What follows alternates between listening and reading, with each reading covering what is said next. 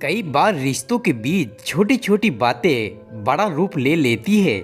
मुझे तुम्हारी यह बात अच्छी नहीं लगती। अगर कपड़े लाने ही थे तो अपने बच्चों के लिए लाते, मेरे लिए लाते, पूरे परिवार के लिए लेकर आने की क्या जरूरत थी। सुधा अपने पति माधव से शिकायती लहजे में बोली, क्योंकि माधव टूर से लौटे थे। पूरे परिवार के लिए कपड़े वगैरह लेकर आए, जो पहली बार सुधा को पसंद नहीं आया।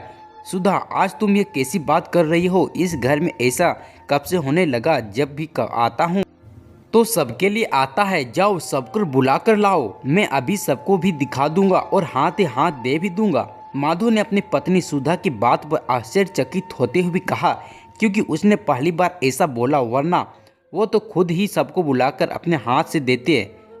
अरे रुको, अभी देने की जरूरत नहीं, आगे बच्चों की बर्थडे और बड़ों की एनिवर्सरी पड़ेगी, तब तो कुछ न कुछ देना ही पड़ेगा, तभी दे देंगे। ऐसे फालतू को खर्चा करने की क्या जरूरत है? आज तुम्हें क्या हुआ है सुधा? कैसी बचकानी बातें कर रही हो? इस घर में ऐसी सोच कब से होने लगी? सब एक है। ऐसा आपको लगता है कि सब एक है, लेकिन अब सब बदल चुका है। मैं अपनी आंखों से देखती हूँ कि सामान आता है, चुपचाप अपने कमरे में चला जाता है, ना कोई दिखाने की जरूरत समझता है, ना कोई बांटने की। फिर हम भी महान क्यों बनते रहें? अपने बच्चों की अपनी इच्छाएं क्यों मारते रहे? सबकी तरह अब हम भी वही करेंगे जो वो करते हैं। सासू माँ के ज़माने से यही चला आ रहा है कि घर में कुछ भी आए तो सबके लिए आए। मैंने भी कभी उफ नहीं की, चाहे मुझे कुछ मिले या ना मिले, लेकिन बाकी लोगों को बांट देती हैं। अपने लिए अधो वस्त्र भी मांगा तो सास ननद सबको दिखाए बगैर कमरे में नहीं ले जा सकती थी। तीज त्यौहार ब्याही ननदों के परिवार तक के लिए कपड़े मंगवाए जाते। जब देवर देवरानी को देखती हूँ तो वो सिर्फ अपने बच्चों के लिए ही लाते हैं। यहाँ तक कि देवरानी खाने पीने का जो सामान देवर जी लाते थे, सब अपने कमरे में भी रखती थी। कोई सामान नहीं दिखाना है, नहीं देना है, कोई बात नहीं, लेकिन खाने पीने की चीज़ों में बच्चों के साथ भेदभाव, ये मेरी बर्दाश्त से बाहर है।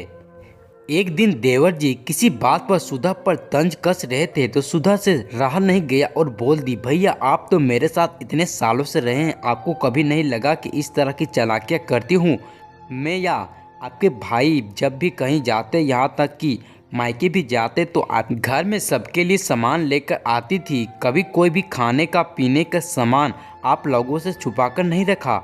आप लोगों को मेरे कमरे में जाने की, मेरी अलमारी, बेड, बक्सा, यहाँ तक कि कमरे की हर चीज छूने की, इस्तेमाल करने की आज़ादी थी। मैंने कभी मुंह नहीं बनाया। ये तो जब से नैना आई है वो ये सब बहुत करती है। पहले जब मैं उसकी हरकतों पर टोक देती तो वो झगड़ा करने लगती थी। घर में कलह कलेश ना हो, घर की सुख शांति बने रहे, इसलिए मैंने कहना छोड़ दिया तो और चुपचाप रहकर जैसे को तैसा व्यवहार करने लगी। तो अब सबके लिए क्यों बुरा लग रहा है? अब आप ही बताइए, मैं क्या करूं? कब तक ऐसे लोगों के सामने अच्छाई का परिचय देती रहूं जिनके लिए कोई कीमत ही नहीं?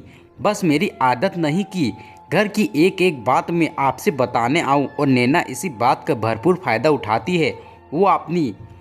वो आपको सारी बातें ऐसे बताती है जैसे सारी गलती मेरी ही हो। आप भी भूल जाते हैं कि मैं कैसी थी और ऐसा क्यों करने लगी।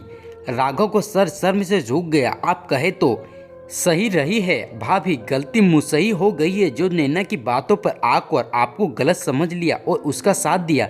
मैं ही अगर आपको ये कहकर डांट देता, भाभी ऐसी नहीं है, उन्होंने कभी ऐसा नहीं किया, तो शायद उसकी ऐसा करने की हिम्मत नहीं पड़ती।